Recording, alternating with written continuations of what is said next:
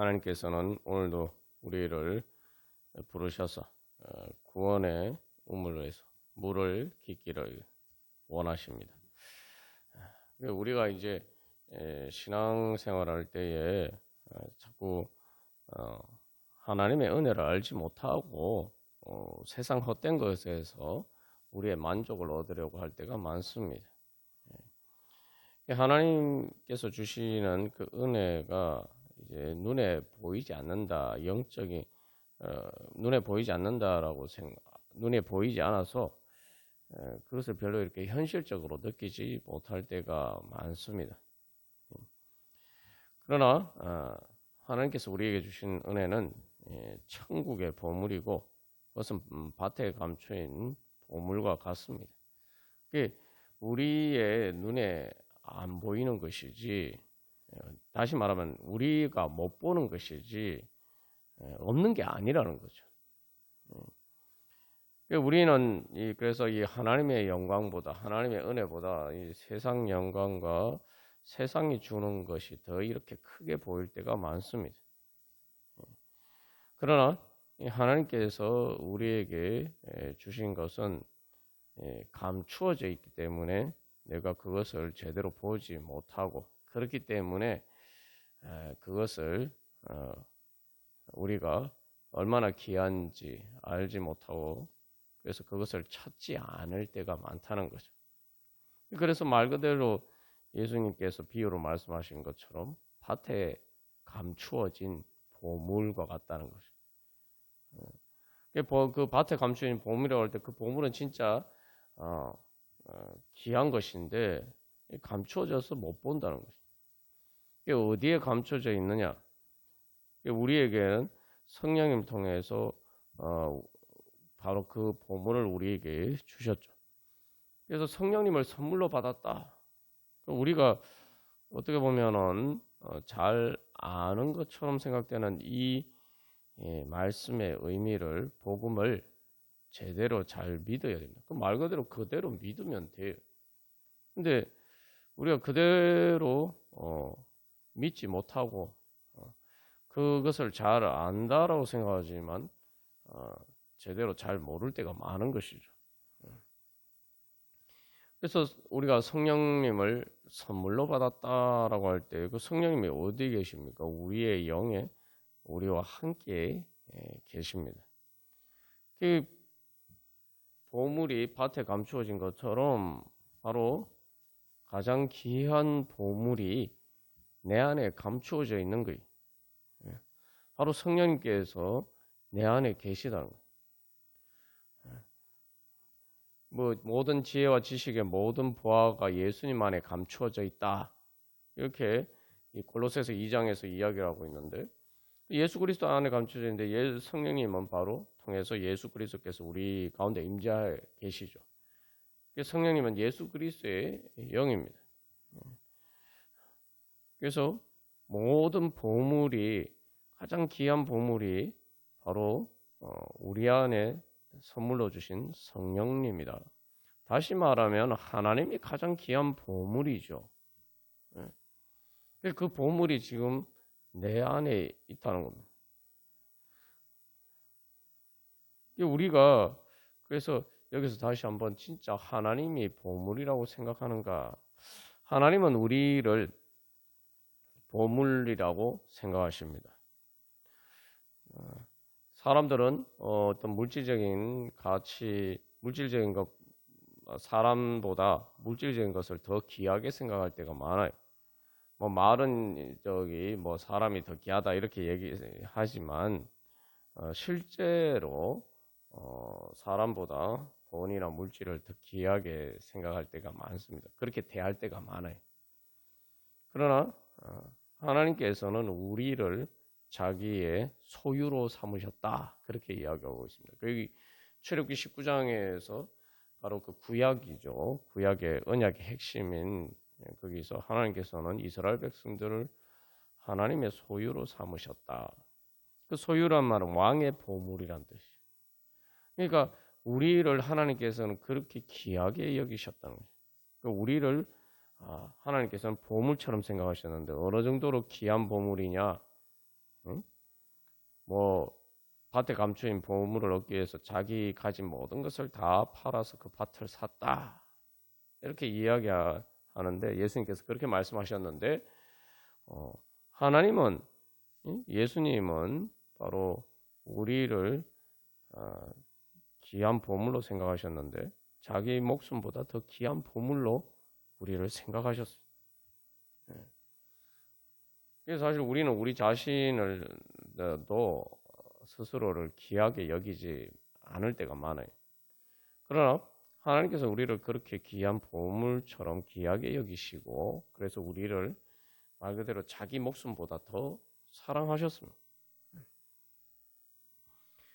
하나님께서는 바로 우리의 그 귀한 가치를 그렇게 보시고 발견하신 거죠.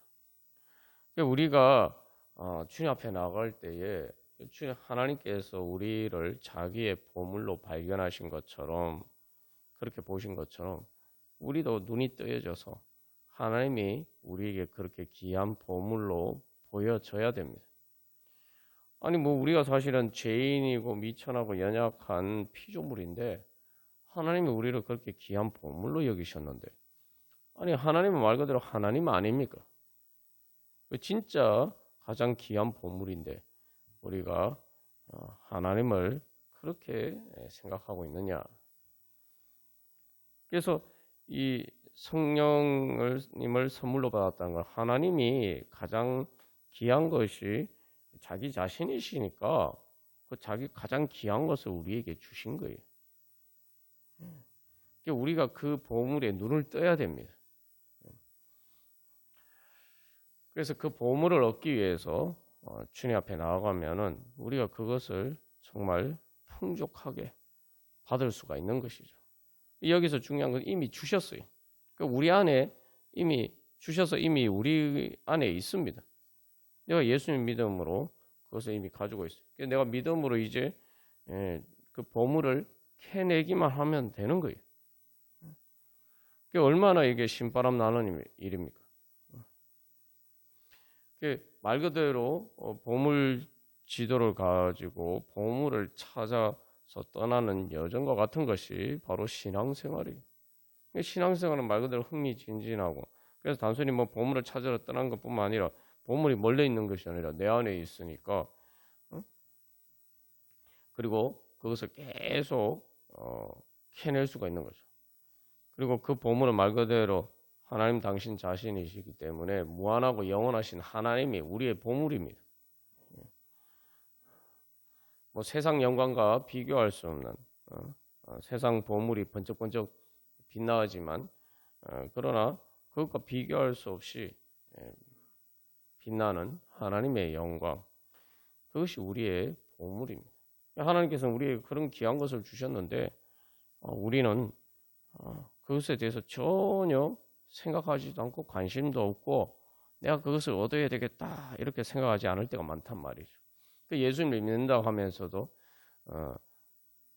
보물이라고 할 때 우리가 죽어서 나중에 그걸 뭐 이렇게 얻는다 이런 생각만 하고 있지 내 안에 감추어져 있다 그 생각은 잘 하지 못할 때가 많다는 거죠.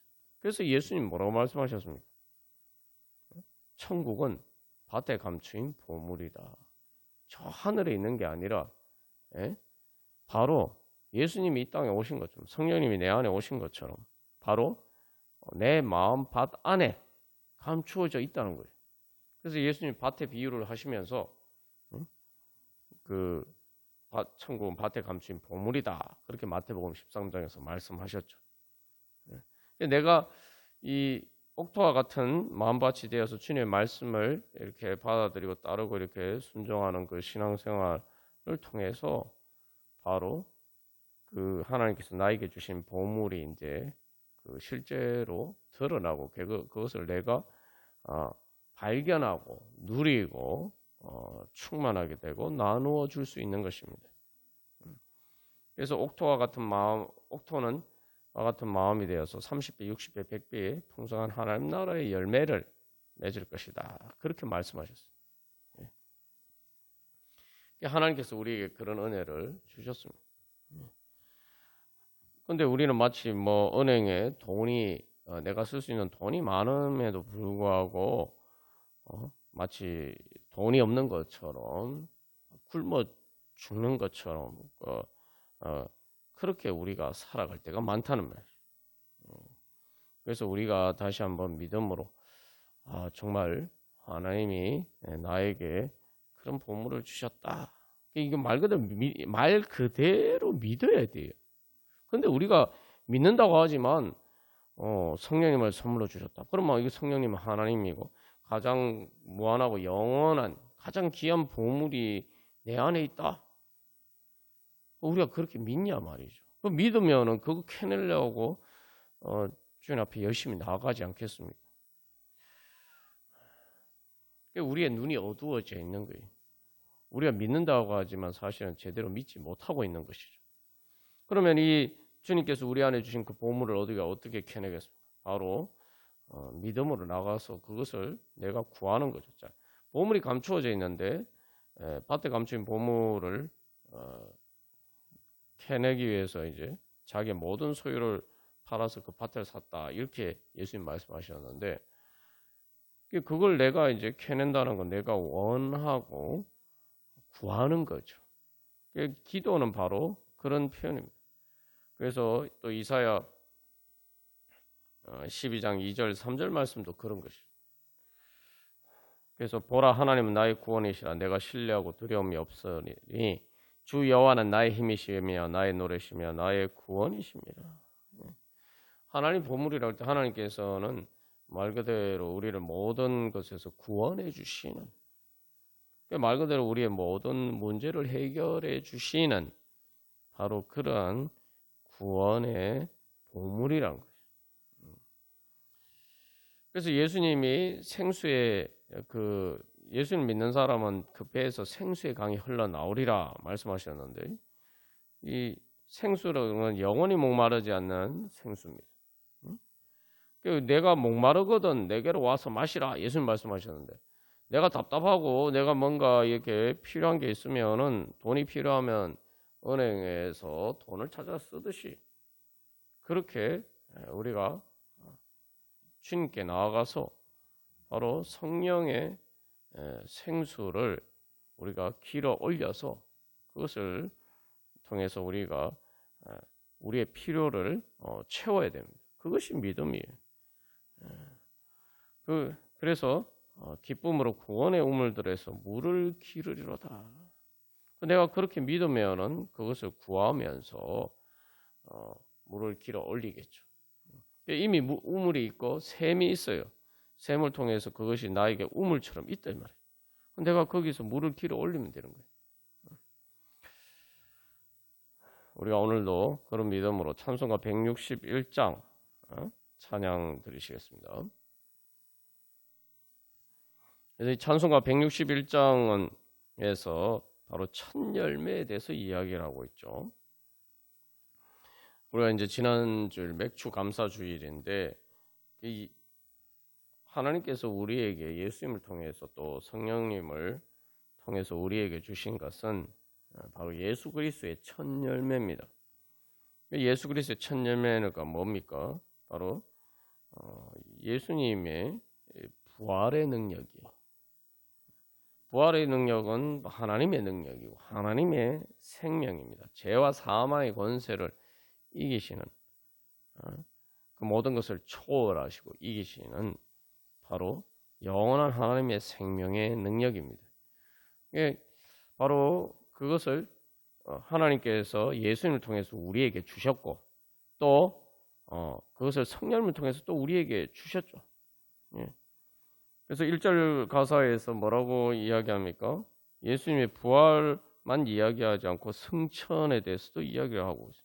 그래서 말 그대로 그 하나님의 생명이 우리로 하여금 모든 죄와 사망의 권세를 이기고 초월할 수 있는 그런 능력을 우리에게 주시는 거죠.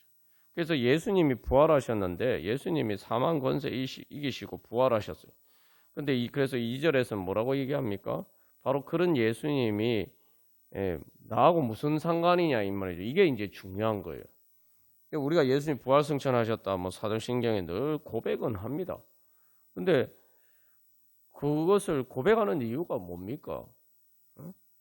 바로 그 예수님이 성령을 통해서 바로 예수님을 부활 승천하게 하신 한 그 성결의 영 하나님의 능력이 성령님을 통해서 우리에게 주어져서 우리도 부활 승천할 수 있도록 하나님이 우리에게 그 은혜를 주셨다는 겁니다.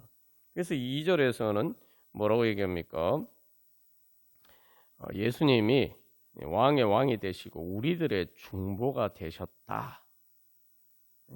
예수님 부활 승천이 나하고 상관없는 일이 아니라 내가 오늘 내 삶 가운데 이 땅에 사는 삶 가운데 말 그대로 이렇게 가장 극단적으로 얘기하면 십자가 지옥의 고통과 무덤과 같은 그런 자리에 있다 할지라도 주님이 부활 승천하시는데 바로 그 부활 승천의 능력이 내 안에 있으니까 나도 오늘 주님 앞에 나아갈 때 바로 주님의 그 능력으로 나도 그 자리에서 부활 승천할 수가 있다는 거죠. 그래서 예수님이 우리의 왕의 왕이 되시고 우리들의 중보 되심을 성령님께서 증거하신다고. 그 예수님을 부활 승천하게 하신 그 성령님께서 우리 안에 똑같은 성령님이에요. 우리가 그걸 믿어요. 내가 그릇이 작아서 문제지 예수님 부활 승천해 가신 성령님과 내 안에서 역사하시는 성령님이 동일한 분이라는 거예요. 그래서 예수님이 그래서 첫 열매라는 것은 예수님께서 첫 열매가 되신 것처럼 우리도 똑같이 그 다음에 예수님을 따라서 열매 맺을 수 있도록 해주신다는 거죠. 말 그대로 예수님이 부활 승천하셔서 예수님의 생명을 우리에게 성령을 통해서 주셨고 마치 뭐 사과를 익으면은 열매가 익으면은 그 씨가를 또 심어서 이렇게 다시 이렇게 사과 묘목을 만들고 그렇게 열매를 맺는 것처럼 성령님을 통해서 바로 우리에게 그 부활 생명의 하나님의 생명의 씨앗을 주셨다는 거예요. 그래서 첫 열매예요. 그러니까 내가 주님 예수 그리스도의 부활 승천으로 그 열매가 맺어진 것처럼 예수님의 몸이 우리가 똑같은 육신인데 예수님의 또 단순히 육신뿐만 아니라 예수님 마음 그 인성 예수님의 사람을 으로 이 땅에 오신 그 예수님의 모든 인성이 부활 승천을 통해서 완전히 하나님의 신성으로 영광스럽게 되고 변화된 것처럼 우리가 똑같은 예수님의 몸이 그 육신이 바로 영원히 죽지 않는 그래서 하나님 보좌 우편 앉아 계신 바로 그러한 예수님의 몸이 되신 것처럼 우리도 바로 그렇게 될 것이라는 거예요. 그래서 예수님이 첫 열매라는 것은 예수님이 부활 승천하신 게 바로 그 예수님의 모습이 우리의 미래의 모습이라는 거예요. 그게 진짜 내 모습인 거예요. 그래서 3절에서는 그래서 예수님이 흠과 티가 없도다. 그래서 무덤 속에 있는 죄인인 우리를 일으키시고 무덤 속에 있는 죄인 이게 예수님 재림하실 때를 이야기하는 거지만 바로 그 능력이 우리 안에 역사하셔서 마지막에 이제 무덤 속에 있는 죄인 주님이 일으키신 거 몸의 이제 부활이죠. 그러나 이 땅에서 이제 그 부활의 역사가 계속 우리 가운데 일어나죠. 그래서 그 재림 때에 그 주님께서 우리를 일으키시는 것들이 완전히 나타나고 그게 이제 완전히 우리는 그때 완전한 열매를 맺는 거예요. 그러나 중요한 것은 여러분 열매를 다 맺어서 추수할 때만 우리가 자꾸 생각합니다만 열매를 맺어서 추수하기까지 그냥 갑자기 열매가 짠 하고 나타나는 게 아니죠. 계속 자랍니다. 눈에 보이지 않지만 계속 자라요. 그래서 봄에 이렇게 꽃이 피었지만 그 꽃이 이렇게 시들어서 이렇게 떨어지면은 근데 그때서부터 사실은 이제 본격적으로 열매가 이제 자라기 시작하는 거죠. 그래서 열매는 계속 자랍니다. 그러니까 우리가 항상 이 마지막 재림 때에 우리가 완전히 예수님처럼 변화가 되지만 그러나 그 변화의 과정은 우리 안에서 계속 일어나고 있는 거예요. 그 열매가 그렇게 계속 익어 가야지 마지막 열매가 이제 최종적인 열매가 완성이 되는 것처럼 우리 안에도 그렇게 열매가 익어가는 겁니다. 그래서 그것들이 우리의 마음을 변화시키고 우리의 삶을 변화시키는 거죠. 우리가 이제 뭐 그런 생각을 해보세요. 인생을 살면서 고난도 많고 예수님 믿어도 뭐 육신이 죽지 않느냐, 뭐 안 믿는 사람처럼 똑같이 죽지 않느냐 이렇게 생각하는데 여러분들 이제 봄에 이렇게 꽃이 피었지만 꽃이 시들어서 떨어지면은 뭐 우리가 그걸 뭐 이렇게 비극적인 것 보통 뭐 그런 식으로 뭐 사무라이들이 이렇게 뭐 벚꽃이 떨어지는 것을 뭐 이 죽음의 그렇게 아름다운 죽음을 뭐 상징하는 것처럼 이렇게 얘기를 하는데 사실은 꽃이 떨어지면서 본격적으로 그때부터 진짜 이제 열매가 이제 자라기 시작하는 거거든요. 우리는 우리의 육신의 죽음도 마찬가지입니다. 그 꽃이 떨어지는 거고 마찬가지. 그러나 또 우리의 인생의 고난도 마찬가지. 그 모든 것들을 통해서 그냥 단순히 그것들을 통해서 우리가 잃어버리고 또 우리가 뭐 죽고 이런 것이 아니라 그것을 통해서 하나님 나라의 열매를 맺어가는 과정이 됩니다. 그래서 예수님의 이 부활을 우리가 믿는다라고 하는데 예수님이 부활하시기 직전에 가장 밑바닥에 내려가셨죠. 그러니까 우리가 항상 그걸 기억해야 돼요. 예수님이 이 부활하시기 직전에 가장 예수님이 이 땅에 오셔서 내려오셨는데 그래서 출애굽기 3장에서 하나님이 우리를 구원하시기 위해서 내려가서 이렇게 말씀하시는데 내려오셨는데 제일 밑바닥까지 내려가셨어요. 근데 거기서 이제 부활하신 거예요. 마치 이제 꽃이 이렇게 지면은 그게 정말 다 끝난 것처럼 보이지만 바로 그때 진정한 열매를 맺는 것은 그때 바로 이제 시작이 되고 또 나타나는 거죠. 그것이 하나님께서 우리에게 주시는 소망입니다. 그래서 우리는 이 땅에 그런 것들을 보는 것이 아니라 하나님 내 안에서 지금 성령의 열매를 성령님을 주셨고 그래서 그 성령님 통해서 내 영이 어떻게 지금 하나님의 생명의 열매를 맺어가고 있느냐 우리가 그것을 봐야 됩니다.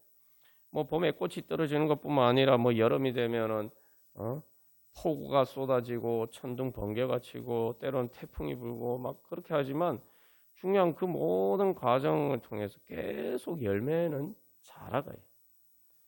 그래서 우리가 어떤 상황 속에서도 바로 그 우리 안에서 성령님의 인도하심을 통해서 자라가는 그 열매를 봐야 됩니다. 그래서 그 열매가 어떻게 하나님이 내 안에서 역사를 하시는지 우리가 그걸 바라보고 나아가면은 우리가 거기서 힘을 얻어서 우리가 하나님의 구원의 생수로 충만케 될 수가 있겠죠. 그래서 우리가 그걸 위해서 그래서 무엇보다도 기도하면서 나아가야 됩니다. 그래서 주님께서 우리에게 주신 바로 그 열매를 그래서 기도는 그 열매를 내가 실제로 따서 먹는 거예요. 그래서 사실 이제 비유로 드니까 뭐 열매가 익어간다 이렇게 얘기했지만 엄밀하게 얘기를 하면은 이제 예수님의 첫 열매가 우리를 통해서 주어졌기 때문에 그 무한하고 영원한 열매가 이미 주어졌어요. 그래서 우리는 이제 그것을 사실은 내가 열매가 익어간다고 하지만 그건 나에게서 이제 내 관점에서 그런 거죠. 근데 열매가 익어간다는 건 내가 그 열매를 제대로 누릴 수 있는 그런 자리에 서는 것입니다. 그래서 로마서 8장에서도 이제 상속자라고 이야기하는데 그렇잖아. 어린아이가 자라가면은 그 어린아이가 어려서나 커서나 상속재산은 똑같아요. 근데 뭡니까? 자라야지만 그 상속재산이 자기에게 실질적으로 효과가 있고 의미가 있죠. 그 제대로 쓸 수가 있어요. 그런 거 생각하면 내가 주님 앞에 더 이렇게 나가야겠구나. 그래서 우리가 그렇습니다. 그래서 하나님이 그런 놀라운 은혜를 주셨는데도 우리가 무지해요. 무지. 그래서 여러분 상속 재산이라는 게 어른들에게 있어서 사실 이게 숫자가 중요하잖아요. 돈이 뭐 100만 원이냐, 1000만 원이냐, 그 0이 하나 더 붙느냐에 따라서 차원이 달라지잖아요. 아니면 1억이냐, 그죠? 그런데 여러분 어린애들이 숫자 개념이 있습니까? 숫자 자체를 몰라요. 그래서 저도 뭐 아주 어렸을 때 1, 2까지 배우고 3이라는 숫자를 배우는데 너무 신기한 거예요. 모양도 신기하고 뭐 이런 게 있나 뭐 이렇게 생각했는데 뭐 10까지는 둘째치고 0이라는 개념을 익히는 게 꽤 오래 시간이 걸립니다. 우리가 신앙생활하면서 그래서 그런 자리에 있지 않나. 하나님이 주신 그 놀라운 하나님 나라의 기업이 있고 또 성령님을 선물로 우리 주신 그 놀라운 은혜가 우리에게 이미 있는데 우리가 마치 숫자도 모르는 그런 어린아이 같은 그런 자리에 있어서 우리가 그 하나님 은혜를 제대로 못 누리고 있는 건 아닌가. 그래서 우리가 다시 한번 그래서 기도하면서 그래서 열심히 그 주님 앞에서 자라가고 또 하나님이 우리에게 주신 축복이 얼마나 큰 것인지 이제 진짜 셈을 하고 수가 있어야 돼요. 셈을 할 수가 있어야 돼요. 마치 어린아이들이 숫자 자체를 맨날 몰라가지고 뭐 숫자를 알아도 1, 2, 3, 4, 5, 6, 7 10까지 아는데도 꽤 오래 걸리죠. 열을 10을 알아도 그 다음 뭐 100, 뭐 1000, 만, 10만 뭐 이렇게 알기까지 뭐 이렇게 알기까지는 상당히 또 오래 시간이 걸립니다. 그래서 우리가 이제 맥주 감사주일이라고 하는데 정말 하나님이 우리에게 주신 은혜를 셈을 할 줄 아는 영적인 수학을 잘 배워가야 됩니다. 영적인 수학을 배운 거 다른 말로 하면 그게 감사예요. 하나님이 주신 우리의 은혜를 셈을 할 줄 알아야 돼. 셈을 할 줄 알아야 그걸 내가 뭐 쓸 수가 있는 거죠. 그래서 우리의 모든 신앙생활은 또 다른 말로 하면은 감사입니다. 감사하면서 내가 그것을 주님께서 주신 은혜를 찾아서 사용하고 누리고 또 나누어주는 그런 하나님 은혜 자리의 가운데로 불러주셨습니다. 그래서 우리가 성경 말씀을 읽고 그래서 셈을 하고 그래서 내가 기도하는 것은 뭡니까? 그거에 바로 영적인 셈의 결론인 거예요. 이렇게 귀하다. 여러분 귀하니까 구하죠. 그래서 우리가 때로 인내하면서 오래 기도할 때가 있는데 그럴 때는 우리가 이렇게 생각해요. 그만큼 내가 그 영적인 셈을 배워가는 시간이다. 내가 그만큼 귀한 줄을 알아야지. 내가 그만큼 귀하다는 어떤 신앙 고백을 표현한 거죠. 그래서 진짜 귀하면은 사람들이 그만큼 투자를 합니다. 그래서 내가 얼마나 간절하게 구하고 또 인내하면서 기다리면서 구하느냐. 나한테 귀한 것일수록 인내하면서 기다리죠. 인내하면서 기다리고 구합니다. 세상 삶의 뭐 신앙을 떠나서 세상 삶의 원리도 다 똑같아요. 자기가 귀한 것은 오래 기다리면서 인내하면서 구합니다. 야곱이 자기 아내 그 라헬을 사랑해서 14년을 그렇게 섬기잖아요. 그러니까 뭐 그냥 이렇게 뭐 7년 해서 이렇게 실패를 했으면은 포기할 법도 한데, 그 야곱에게는 자기 아내 라헬이 그만큼 소중했고, 그만큼 귀했고, 그래서 그만큼 사랑하니까 또 7년을 채울 수가 있는 그런 인내하면서 채우고 기다릴 수 있는 그러한 마음이 있었던 거죠. 그게 이제 바로 기도하는 마음이에요. 그만큼 구하는 마음. 그래서 우리가 다시 한번 뭐 이 부활이나 우리가 뭐 지금 이렇게 얘기하는 거 우리가 다 안다고 생각하지만 마치 어린아이들이 숫자에 대한 개념이 없는 것처럼 우리도 개념이 없어요. 하나님이 얼마나 귀한 은혜를 우리에게 주셨는지. 그러니까 개념이 없는 것이 어떻게 드러나냐면 감사하지 못하는 것으로 드러납니다. 그러니까 하나님의 은혜에 대한 개념이 없으니까 감사가 없어요. 내가 개념이 없다는 말 그대로 개념이 없으면 모르는 거죠. 그러니까 감사하지 못하는 겁니다. 그러니까 우리가 이제 감사를 함으로써 또 구하고 기도함으로써 이 하나님의 은혜의 귀한 것을 하나님의 은혜에 대한 개념을 익혀가는 겁니다. 그래야지 그만큼 그 하나님의 은혜가 우리 실제로 우리에게 효력을 발휘하는 것이 되죠. 그걸 다른 말로 하면 효력을 발휘한다. 그건 뭐예요? 그게 바로 성령의 능력입니다. 그래서 우리가 그런 주님 영적인 개념을 회복하고 영적인 개념을 알아가고 그래서 주님 감사하고 그래서 또 귀한 것을 알고 간절하게 구하고 그래서 주님의 그 은혜 충만히 받아 누리고 점점 더 충만케 되게 하여 주시옵소서. 그래서 성령의 생명수 강이 내 안에서 흘러넘쳐서 에스겔서 47장의 환상에 나오는 것처럼 그것이 작은 성전 문지방의 작은 샘이었지만 그것들이 나중에 사람이 헤엄쳐서도 건너지 못할 큰 강이 된 것처럼 주여 우리가 그렇게 성령 충만하게 하여 주시옵소서. 우리 안에 성령의 생수의 강이 우리의 믿음으로 응답을 통해서 주여 넘쳐나게 하여 주시옵소서.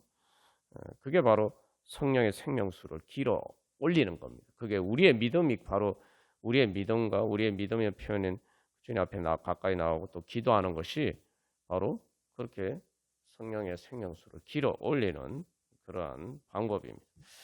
우리 그런 은혜 소망하시면서 우리 찬송가 161장 같이 찬양 드리시겠습니다.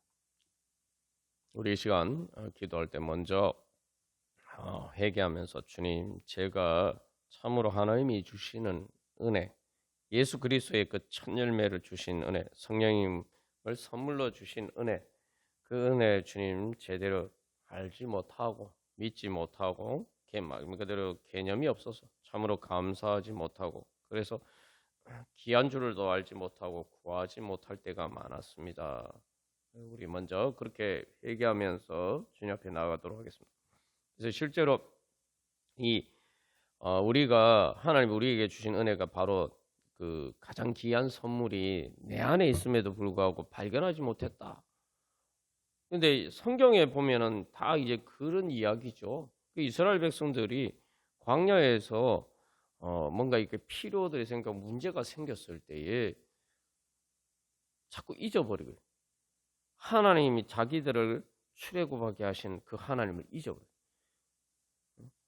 하나님이 어떻게 자기들을 살리셨는지 어떻게 홍해를 건너게 하셨고 애굽에서 어떤 기적을 행하셨는지 그것을 잊어버리고 당장 현실적인 문제가 부딪히면 그것을 잊어버렸다. 그래서 감사는 기억입니다.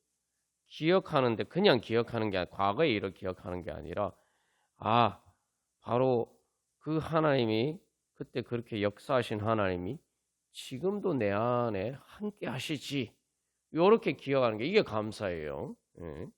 그러니까 이스라엘 백성들이 광야에서 보여주는 전형적인 문제가 뭡니까? 제일 큰 문제가 감사하지 못하는 거예요. 그래서 우리가 이 감사하는 말 그대로 감사한다는 것은 하나님이 나 주신 은혜가 이미 내 안에 있다. 그러면 어떻게? 그리고 그 다음에 그걸 구하는 거죠. 이스라엘 백성들의 문제가 거기에 있어요. 감사하지 못하고 그러니까 아니 자기들이 문제가 있는 게 문제가 아니에요.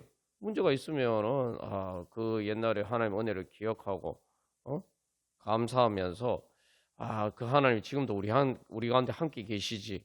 우리 가운데 역사하시지. 그러면서 감사하고 하나님 함께 계심을 감사하면서 하나님께 구하면 되는 거예요. 그죠? 그래서 이사야 12장 2절 3절 말씀도 구원의 우물에서 물을 길러 넣는다는 게 뭐냐면 하나님이 내 구원이라는 것을 다시 기억하고 신뢰하고 그래서 주 여호와는 나의 힘이시며 나의 노래시며 나의 구원이시다. 그렇게 구하는 거예요. 그래서 믿음은 감사하고 감사는 뭐예요? 기도로 나와요. 기도. 감사하니까 기도하는 거예요. 하나님 나의 주신 은혜를 믿고 믿음의 표현 감사하면서 그 은혜가 지금 나에게 역사하기를 소망하는 게 기도입니다. 그래서 사도 바울도 항상 기뻐하라. 쉬지 말고 기도하라. 범사에 감사하라. 그래서 주님, 우리가 참으로 그런 개념이 없었습니다. 그래서 여기서도 뭐 부활에 대한 개념도 마찬가지예요. 사람들이 뭐 세상에 돈이면 다 된다. 정말 돈의 힘이 엄청나다. 뭐 이렇게 많이 얘기를 하는데 여러분, 뭐 우리가 현실에서 잘 아는 것처럼 돈이 해주지 못하는 게 많지만 이 부활과 관련해 생각해 보면은 우리가 이 하나님이 우리에게 주신 은혜가 얼마나 큰 건지 알 수 있죠. 어떤 아무리 많은 돈도 뭐 부활은 둘째치고 이 땅에 살면서 건강하게 사는 것도 돈이 해주지 못합니다. 뭐 우리가 잘 아는 것처럼 뭐 유명한 진짜 세계 전 세계에서 제일 돈이 많은 사람도 그렇게 돈이 많았는데 뭐 스티븐 잡스 같은 사람도 50대예요. 암으로 죽잖아요. 아무리 자기 많은 돈도 자기 생명을 뭐 영적인 생명 둘째치고 육신의 생명도 그 암에서 고쳐주지 못한다. 뭐 오늘 뭐 우리가 이 한국에서 경험, 한국에서 제일 부자였다는 그 사람도 보면은 아무리 자기 그 많은 돈도 어떻게 보면 한국에서 제일 좋은 병원을 세웠지만 그러나 그런 모든 것들도 그 사람을 고쳐주지 못했어요. 그래서 영적인 뭐 부활은 둘째치고 육신의 건강도 사실은 돈보다 더 귀하다는 거죠. 돈으로도 살 수 없는 거죠. 그래서 그런 관점에서 보면 하나님이 진짜 나한테 얼마나 귀한 걸 주셨느냐. 세상에 제일 돈 많은 사람도 한국에서 제일 돈 많은 사람도 얻지 못하는 그런 것을 나에게 그것도 은혜로 선물로 공짜로 나한테 주셨어요. 그게 지금 내 안에 있어요.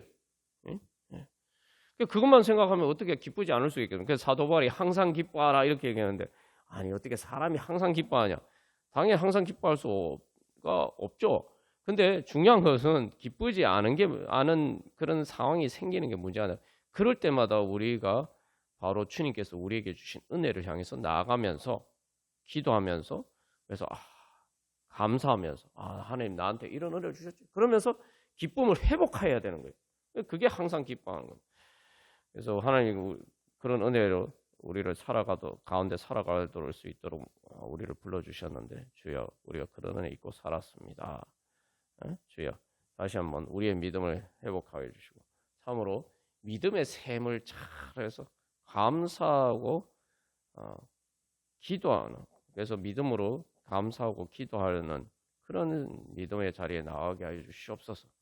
그래서 주님 제게 어떤 문제가 있다 하더라도 그 문제보다 더 크신 더 큰 은혜와 능력으로 우리 가운데 함께 계신 그 주님을 보게 하시고 그 주님께 감사하고 연서 주님 앞에 나아가서 그 주님의 은혜를 구할 때 주여 그 성령의 은혜와 능력으로 충만케 하여 주셔서 주님 예수 그리스도를 부활 승천케 하신 것처럼 우리의 모든 문제들을 주여 죄와 사망의 권세를 이기고 초월하여서 주여 하나님 나라 이루어가게 하여 주시옵소서. 우리 함께 기도하겠습니다. 보라 하나님은 나의 구원이시라. 이 찬양은 이사야 12장 2절 3절 말씀 그대로 가사로 해서 옮긴 찬양입니다. 그래서 우리가 이 말씀처럼 하나님께서 우리에게 주신 구원의 은혜를 믿고 소망하는 믿음으로 정말 기쁨으로 구원의 샘에서 물을 기르리로다 하는데 바로 그러한 우리의 기도 시간이 되기를 간절히 소망합니다. 그래서 먼저 여기서도 그렇게 하기 위해서 보라 하나님은 나의 구주가 하나님에 대한 신앙 고백을 하고 있죠. 그래서 하나님에 대한 신앙 고백 이게 뭡니까? 바로 감사의 표현이 감사하면서 하나님에 대한 신앙 고백을 하고 그래서 나의 힘이시며 나의 노래시며 나의 구원이시라. 그래서 감사하니까 그 다음에 감사하면 뭐예요? 그 다음에 기쁨이 옵니다. 기쁨. 그래서 그 기쁨으로 그 힘으로 성령의 생명수를 길어 올리게 됩니다. 우리가 그러한 기도 시간이 되기를 간절히 소망하면서 우리 다 같이 찬양 드리고 또 각자 기도 제목을 가지고 기도하겠습니다.